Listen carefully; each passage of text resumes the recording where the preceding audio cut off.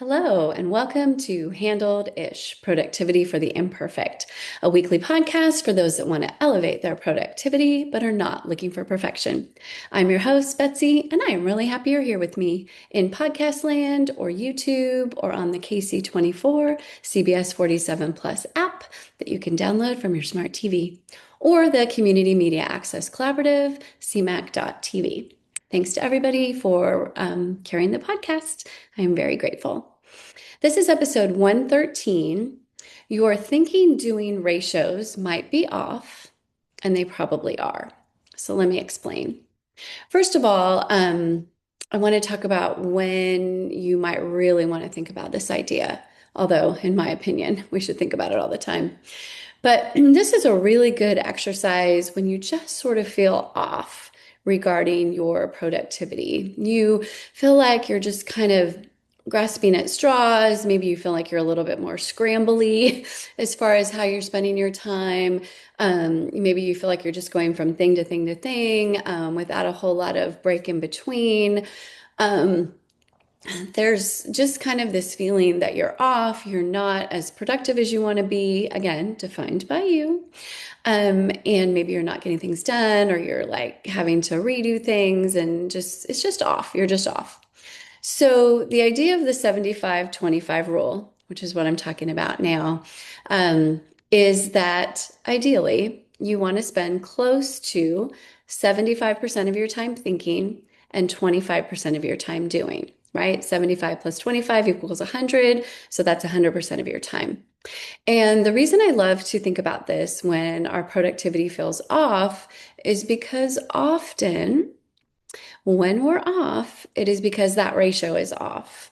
We are spending way more time doing than thinking.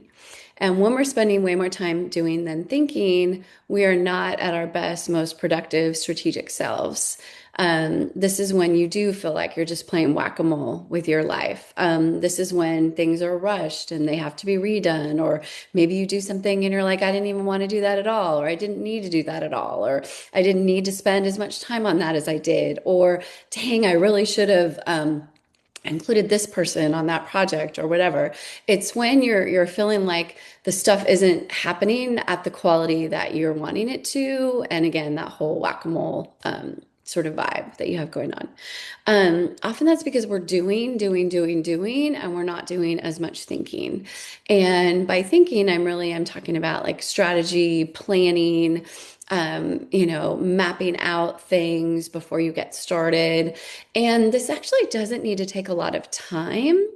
It is more about intentionality and process. So, what I mean by that is you're about to start something, anything, right? You're about to plan your Saturday. You're about to embark on a report. You're about to plan a presentation. You're about to go into a difficult conversation. You're about to have 4 meetings in a row, right? So prior to something that is happening that you want to go well, right? Which of course is everything in our lives. Um, just taking the time to go, all right, what do I, first of all, how are we defining success in this particular situation? That's super important. If we're not defining success, we're not going to get there. And what do I need to do in order to be successful in this? And who and what do I need to involve? And the who is obviously the humans, right? Are there folks that need to be brought in for collaboration, just to be kept in the loop? Like, who are the humans? Let's get the humans all situated. And then for the what resources, what information, what tools, right? All of those resources. Maybe it's a venue, maybe it's a vendor, maybe it's a, AI tool, maybe it's, you need this particular report or this particular piece of data, or you need what we did last year, right? Or whatever. So figure out what your goal is, and then think about the who's need to be involved, the what's need to be involved. And obviously, everything should have a deadline. We've talked about this, I hope, a lot. If not, we will continue to do so. Y'all know, right, that if stuff doesn't have a deadline, it tends not to get done, or it doesn't get done as well, because we tend to procrastinate. And sometimes we procrastinate to the point where it just drops off the radar, or we procrastinate to the point where things have to be rushed and the quality is not as good. So give some more thinking to all of the things that you're doing before you actually start doing. What is really nice about this is part of this thinking really should be, does this thing have to be done at all? And does it have to be done this way? Is there a better way? Again, if it, especially if it's like a repeat thing, it's like, okay, do we like the way it happened last time? Is that the best way to do said thing? Just taking a minute to think that through. If it doesn't have to be done, amazing. It goes off your to-do list. If it's a thing that you put on your to-do list, really think about whether you want to keep it on there, right? I know I am like an idea generating machine sometimes, and I will put all kinds of ideas down in my various places where I keep information. And then when I really sit down to look at them, I think, no, I don't want to do this. Or holy cow, I am so happy I captured this idea. I absolutely want to do it. So that's when I think sit down and kind of try to think it through as much as I can.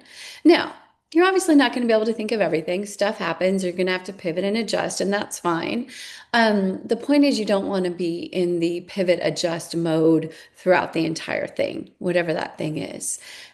So the more we can kind of keep ourselves steady and intentional and think through the things, frankly, the less we're going to have to do. The process is going to go so much more smoothly.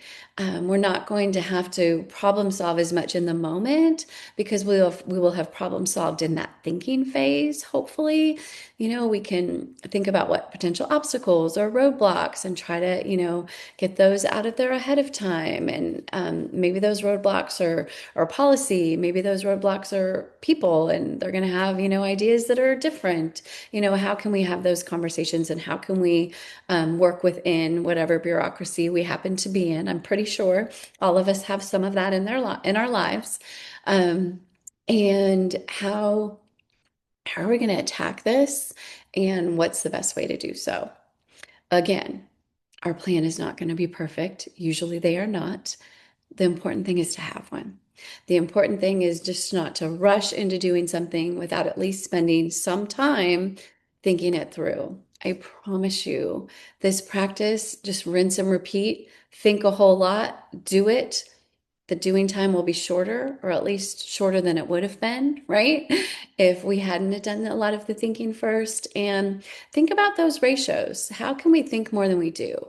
How can we spend our strategic energy creating a great plan, creating a great process, getting the people involved, getting the resources ahead of time before we even start whatever it is we're doing?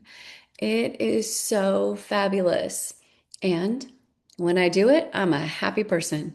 When I don't, I'm not as happy. And that's when I know I got to take a look at my ratios.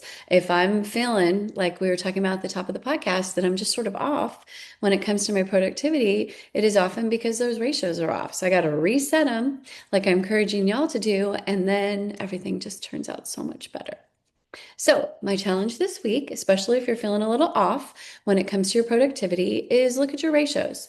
Are you just doing, and not spending a lot of time thinking strategically and intentionally about the thing?